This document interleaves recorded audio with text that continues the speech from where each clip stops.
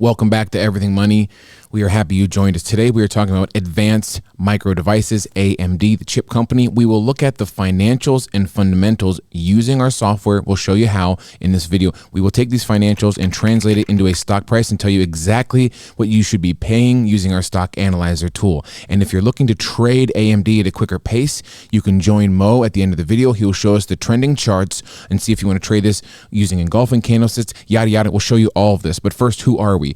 I represent you, the viewer. I'm a normal guy wearing a jacket like Marty McFly, and I bring your questions to a couple wealthy guys who manage over $100 million in businesses, stocks, and real estate, and they will teach us using our software how to analyze AMD, the wonderful chip maker. Paul, your thoughts on the AMD Intel? We get a lot of arguments when it comes to these wars. I mean, people are very passionate about these chip makers. I know, Jack, nothing about these. So fill me in on your thought process of investing in a company like this. All right, so first off, follow us on Instagram. We have a new Everything Money Instagram account, and then also follow us personally because my mom called me last night and said, why don't you have more followers? So, sad. Intel versus AMD. AMD has been nipping at Intel's ankles for how long? 20 years now? Mm-hmm. Intel is a big behemoth. They're the leader in the market. AMD is the exciting one. Intel is cutting its profit and cash flow on purpose to go get better technology, et cetera. So we're going to look at AMD now, and you'll see how the numbers kind of differ between Intel. So we go to our Everything Money software. We go to 8 Pillars tab. We hit AMD. All right. So AMD, $153 billion company. We want the first pillar is the 5-year PE. We want it to be under 22.5. It is 145. That's an X. Smidge high. 5-year return on invested capital. We want it over 9%. It is 9.5%. Check mark there. So this says they do a pretty good job of investing the capital that is in the business through debt and equity. There's no dividend. And their 5-year, look at these free cash flow numbers. This is what I don't like, Seth. Yeah, it's a huge jump. Huge difference. Because of this chip shortage, I look at it going, if I'm going to be investing in a business that's in an environment where there's a shortage of inventory, I want to invest in the bigger one that can go do a lot of growth and all that stuff. So either way, we have 1X and 1 check so far. Pillar number 3 is our revenue growth. We want to see a 5-year revenue growth. So we click on the income statement tab in our software. $5 billion. Look at this growth, Sethy. Uh-oh. 14.85. Check, please. Check mark. Yeah, that's a lot. But again, a lot of it was driven by the chip shortage, etc. Pillar number 4. Yeah, profit growth, Paul. Yeah.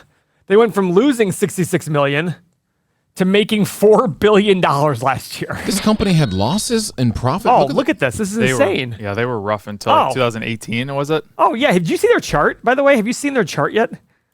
Let's look at their chart. This is incredible. Look at how bad it got here. Yeah. 2015, it was $1.72. It is now $126. $153 billion company, guys, with how much in revenue? $15 billion. Intel, by comparison, is $200 billion company with revenue of $78 billion. Over 5 times more revenue with only 33% more market cap. Okay, back to AMD. AMD. Remember, guys, you can overpay for a fast-growing company. You can overpay for a great company. Pillar number 5 is shares outstanding. We want AMD buying their shares back and not selling them off. What do you think is happening here? Well, you want to flip a coin and bet? I was gonna say I'd rather not, because looking at their income statement, I mean, I'm guessing they need money there, and their high stock price. They're probably crack dealing, as you say. Yes, they're the crack dealer on the street selling crack to the investors out there. Investors love fast-growing companies with parabolic charts. These ones might be crack laced with fentanyl. Yes. This one. What's the fentanyl? Oh, that's the bad stuff, bro. That's so the crack doesn't kill you, it's just the fentanyl? The fentanyl kills you like that. Seriously? Yeah. I was being funny. It's too much. Oh. Watch everybody find out someday, like Paul played dumb, and really he's like, in between breaks, between videos, he goes to the bathroom and lights up a crack pipe. All right, shares outstanding. We scroll all the way to the bottom of the income statement. What? Oh my gosh. 957 to 1.2 billion. This is 2 videos in a row we've gotten set to be giggles over here. I know. So guys, they are issuing tons of shares. Look, 10 years ago, they had 745 million shares, almost double. Don't confuse this with a stock split. This has nothing to do with a stock split. This is just them sitting there going, here's some shares. This is diluting you. This is a silent killer. Now, with that said, it's an expensive stock. I don't blame them for what they're doing here, because they're like, hey, why should we take on debt to raise money? Let's just give the crackheads their crack.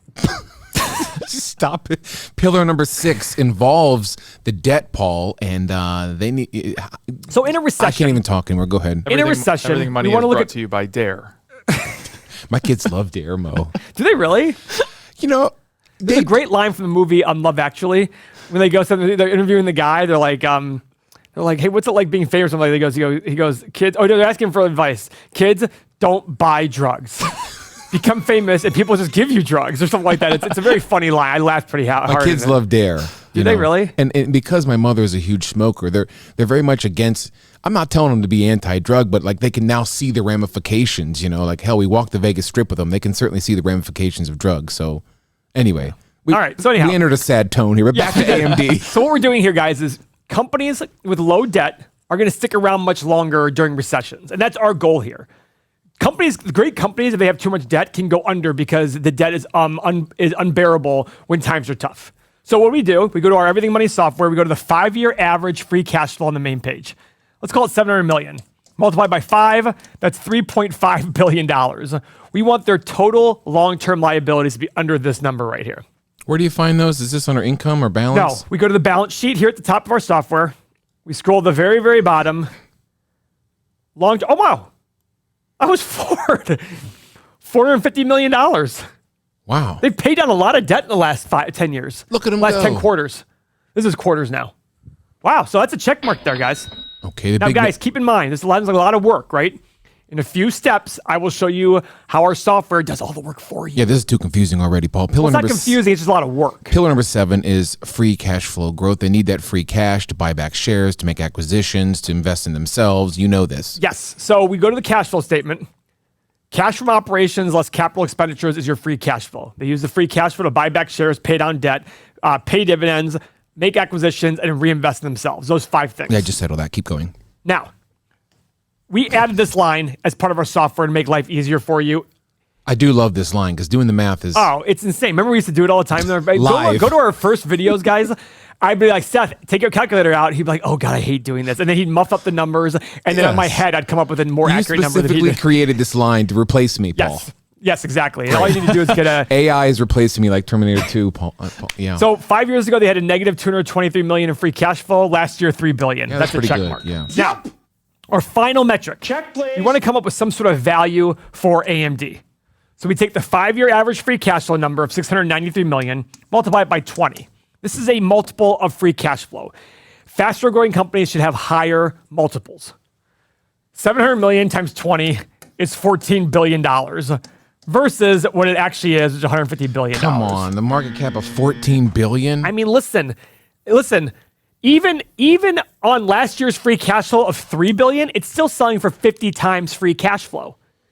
Now, we created this software, and we're going to show you the stock analyzer tool, which is the last and most important piece of the software. We created the software because our viewers were sick of waiting for us to make videos. They want to do their own research. So we created it.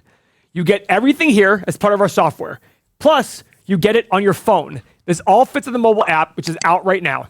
You also get access to Seth, Mo, and I.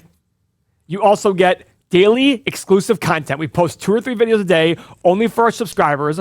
You get access to the community of over 6,000 people who are learning like you, because a lot of people out here watching might feel alone because your friends don't agree with you. Your thought process matches with this, but you don't know who to talk to. You have over 6,000 people to talk to. This is all available for only 90 cents per day. This is a no-brainer. You will also get all the things on the front as we make them available. So as the software grows, you get all of this stuff, plus news, plus everything for only 90 cents a day. If you are serious about your financial future, 90 cents a day. If you just increase your returns by 1 or 2% per year, it could lead to hundreds of thousands, if not millions of dollars in retirement. It's a no-brainer for 90 cents a day. Okay, Paul, if I want to skip all these steps, show me that 8-pillar tab in the software. Right here, guys, 8-pillar tab. It does all the work for you. Tells you all the checks and all the X's, so you can spend your time doing research, figuring out what stocks to buy. Now remember, guys, to sign up for the software, everythingmoney.com or Patreon. Both of them get you the software within a few minutes. The benefit for everythingmoney.com is you don't pay sales tax yet because we're not big enough. And 2, you don't get double charged in the first month. So it's a no-brainer, 90 cents a day. Now, the most important part of the software. Yeah, what do we pay for AMD, Paul? How does this work? We want to figure out how much to pay. So what we're going to do is we're going to make assumptions about the future, because all investments are assumptions because we don't know the future, and it's the present value of all future cash flow. So for a company like AMD, I'm going to look at a 10-year analysis, and I'm going to do 3 assumption levels. Now, revenue growth. Here's the 1, 5, and 10-year numbers. I want to be conservative. I'm going to sit there and put 7 and 10 and 13% revenue growth. Share change. Boy, they're issuing a lot of shares. Look at that. I'm going to go 4, 2, and 0. Profit margin, I'm going to go with, let's just do 10, 14, and 18%. But their current margin is 27, Paul. What? Well, but also look at their last, because the last year was a huge year. Look at their previous years. I'm going higher than their previous years. Thank you. Got it. I'm going to go the similar to Intel. Okay. Now for multiple. They're a faster growing company, so I'll go 15, 17, and 19. Same thing with free cash flow. Now for my return, guys, I always put 12.5%. And the reason being is you can go invest in an ETF and get 10%. So in order to invest in an individual company, get a better return, get a higher yield. So we go 12.5%, hit the analyze button. This is going to be ugly. The stock is currently at $125. Good boy. Yeah, this is just bad. And by the way, it makes sense. Yes, it's a fast-growing company, but guys, you can overpay for growth. You can absolutely overpay for growth. That's what you're doing here. You're overpaying for growth, and they're diluting the heck out of you. I think your dilution number. I would even make it even more. Because they're showing no history of that they're going to start buying back shares. In addition to that, with this competition that's going on with Intel and NVIDIA, you're 100% right. They're not going to stop. So he is right about that. I'm being conservative. I'm being maybe a little more liberal on that one. Yeah. It's still showing it needs to fall at least in half for the highest assumptions. Exactly. This is an overpriced company. Right. Which is pretty typical in this market. Yep. In 2018, this stock fell in half, actually, Paul, and so it fell from 35 down to $17. Seth, so in 2016 it was $1.70. Forget about falling in half. It was 99% lower. Damn near a penny stock. No, it was a penny. By the way, penny stock is anything under $5. Anything under $5, yeah. It's insane. So just be cautious, guys. Does the AMD? It sounds exciting. Oh, Intel's dead. AMD, yeah. Would you rather have AMD for $150 billion or Intel for $200 billion? If you say AMD for $150 billion, more power to you. I'll see you in a few years. I just have a hard time believing it's going to work. If you have 100 AMD situations, you're going to lose a lot of money. You might pick the right one. In this case, but over 100, if you do 100 of them, you're going to have a problem. Now, the good news is if you just want to trade AMD, don't care about the fundamentals, all you care about is stock price, Mo, take it over. This is what I would do. I would come in here and look at this from a swing trading perspective. Hey. Because you're looking pretty good right there. Your volume's pretty decent. If you get one engulfing candlestick, it's going to make a new high and maybe give you some room to run right there. Your overall 4 major moving averages, volume's coming in. Now, the other thing that gives me a little bit of confidence here, look at these W formations that are forming. So when we had this little run up, well, let me pull up 2 different things for you. Let me zoom out a little bit. So this right here, straight now, Mo. This is called a flagpole pattern. This is when a stock price just runs up on you over a certain number of days. It creates this little flagpole and it comes right back down. And that's exactly what AMD did. Now, the difference is, you notice here, it went up, it pulled back, went up, pulled back, went up, pulled back. And now it's doing these pullbacks. So these W formations are creating support. So each time that the stock price pulls back a little bit, there's a new level of support in there. So it's not just going to fall back in half on you. This gives me a lot of confidence to say AMD does have a little bit more to go, especially if they can get some volume coming into the stock. So if you want to learn about these kind of trends and these kind of patterns, come and join me in the Bid and Ask Nation. You get all of these teaching rules in the Trading 101 series, Employee Trader series. Come and join and trade 6 stocks with me on a daily basis, and this is the place to be if you want to learn to trade. Paul, do these charts ever influence your entry point into a long-term play? I have not done that yet. It's a great question, Seth. Mo and I have talked about that at some point. It is something that if I'm trying to build a position in a company, like Alibaba, when we recently did Alibaba, I did inquire with Mo saying, hey, what do you think about these entry points? He says, hey, I think there's going to be a pullback here, etc. I often sell covered calls and buy puts based on different levels that I'm seeing, especially selling covered calls. I can say if I want to keep these shares, I can go ahead and put this a little bit above the next resistance point because there's a decent chance that it's not going to break that resistance point. So I will keep those shares. And remember, it's not about being right every single time. It's about just giving me the probability, higher probability. So when he sees that resistance point and he sees that going, okay, this is a resistance point of 150. He might sell a covered call here, and out of 10 times, maybe one of them it breaks through. Yep. He loses the shares, but the other 9 times he killed it. Exactly. So he's okay with that. Yep. And that's all investing is about probabilities. We want to look at every company and say, if I had 100 of these to buy, would I buy all 100 of them? That's just it. It's not so much about AMD and Intel, Paul. You very much stress the mindset of let's make great decisions on a daily, minute-by-minute basis and not sway our thoughts by some sexier company. Why? So the people below in the comments are going to say you're wrong about AMD. What am I missing? I might be wrong about AMD. I very well could be wrong about AMD. If I'm a great investor, I might be right 50% of the time. But what the key is being a great investor is about is avoiding those big falls. Mm-hmm. And companies like AMD with these value metrics are way more likely to fall 98, 90. Guys, there's a lot of people out there watching who don't remember the tech crash. Hundreds and hundreds and hundreds of companies went to zero. Not just lost 50%, went to zero because they had terrible valuations and weren't able to withstand it. That's all I'm trying to do here. Could a huge chip shortage bring this down or make it more valuable? Like I said, I think the more and more the chip shortage happens, the more and more it helps Intel. Yep. I don't think it helps AMD. Yeah, that's correct. Intel has a lot more cushion that they can fall back on. And even so, Paul and I were talking about this yesterday morning. We are very big fans of Intel. Intel doesn't need to dominate the market to be a great company. AMD, if they want to be number one, sure, be number one. If Intel's number two, but they're a solid number two, that's perfectly fine for us. And bought at the same guys. That doesn't mean it's a bad company. Correct. And look at Intel and look at Cisco. These are companies were the companies of 2000. They still haven't beaten their previous stock price, the previous highs from 2000, even though their revenue and profit have tripled and quadrupled. So my key here is, guys, if you're look at AMD, their 5-year average free cash flow is $700 million. Intel's is like $18 billion. So if Intel sat there and said, hey, we're going to cut our free cash flow in half, reinvest, and wiststand a shortage, AMD can't do that with $700 million. No, they can't. I see. What can they do with that? Intel can be like, cool, $9 billion? They have a better cushion. Yeah. And Mo loves cushion for the pushing. I love cushion. So anyways, I'm sitting there and I'm avoiding AMD completely. I'm not even considering it. Yep. That's our take. Follow a thumbs up, watch more videos, and join Mo in the morning to hear about the cushion that he loves. The news, analysis, and sarcasm. Thanks for watching. Tickle that thumbs up. See you next video.